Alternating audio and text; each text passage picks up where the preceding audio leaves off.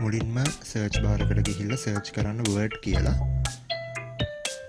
එතකොට මේ උඩින් එන එක ක්ලික් කරලා ඒක ඕපන් කරගන්න. blank document ක්ලික් කරලා ඕපන් කරන්න. ඊට පස්සේ මෙතන මේ font වලට ගිහිල්ලා අපිට බලන්න පුළුවන් සිංහල font අපේ කම්පියුටර් එකේ තියෙනවද කියලා. සිංහල අකුරු තියෙනවා නම් සිංහල font තියෙනවා. දැන් පේනවා මේකේ සිංහල අකුරු නැහැ. ඒ නිසා මේකේ සිංහල font නැහැ. මේක ක්ලෝස් කරගත්තා. ඊට පස්සේ අපි Google Drive එකෙන් ඩවුන්ලෝඩ් කරගත්ත සිංහල ෆොන්ට් ටික තියෙන තැනට යන්න. මේ ෆෝල්ඩර් එක ඕපන් කරන්න. ඊට පස්සේ මේ my favorite කියන ෆෝල්ඩර් එක නැතුව අනිත් ටික සිලෙක්ට් කරගන්න. ඊට පස්සේ right click කරලා copy කරගන්න. ඊට පස්සේ මෙතන search bar එකේ search කරන්න control panel කියලා. ඊට පස්සේ ඒක ඕපන් කරගන්න. ඊට පස්සේ මෙතන viewed by category කියන එක ක්ලික් කරලා ඒක large icons වලට දාන්න.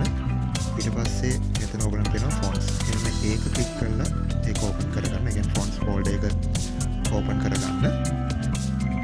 පොඩි වෙලාවක් යනවා ඕපන් වෙන්න. හරි. ඊට පස්සේ පල්ලෙහාටම යන්න. පල්ලෙහාටම ගිහිල්ලා අර අපි copy කරගත්ත ටික මෙන්න මෙතනට paste කරන්න. right click කරලා paste කරන්න. එතකොට ඔයාලට මේ ෆෝල්ඩර් එකේ ෆොන්ට් 575ක් තියෙනවා මම ඔයගලන්ට දීලා.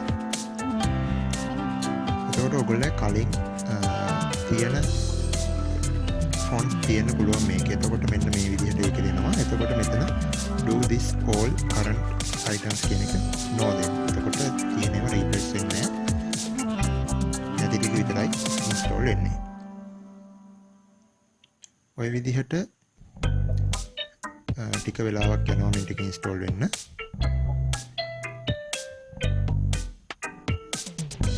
සමහර ෆොන්ට් unvalid වෙයි. ඒවා ක්ලෝස් කරන්න.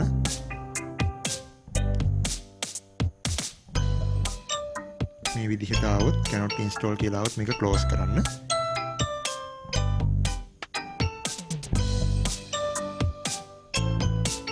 දැන් ඔයගලන්ට පේනවා ඔක්කොම ෆොන්ට්ස් ටික ඉන්ස්ටෝල් වුණා.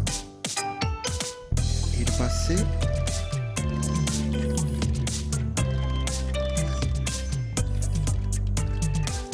ඔයගොල්ලෝ යන්න my favorite කියන ෆෝල්ඩර් එකට කලින් වගේම මේ ටිකක් select all දීලා නැත්නම් control A ගහලා select කරගෙන copy කරගෙන අතෙන්ට ගිහිල්ලා ආයි ඒ කියන්නේ font folder එකට ගිහිල්ලා ආයි ඒක ටිකක් ඒ විදිහටම කලින් කළා වගේ paste කරගන්න. එතකොට ඒ folder එකේ තියෙනවා 69ක් fonts.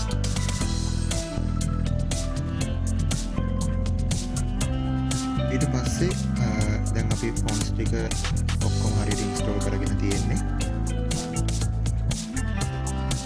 දැන් මේක close හරි minimize හරි කරලා අපි යමු ආයි word එකට. word කියලා type කරලා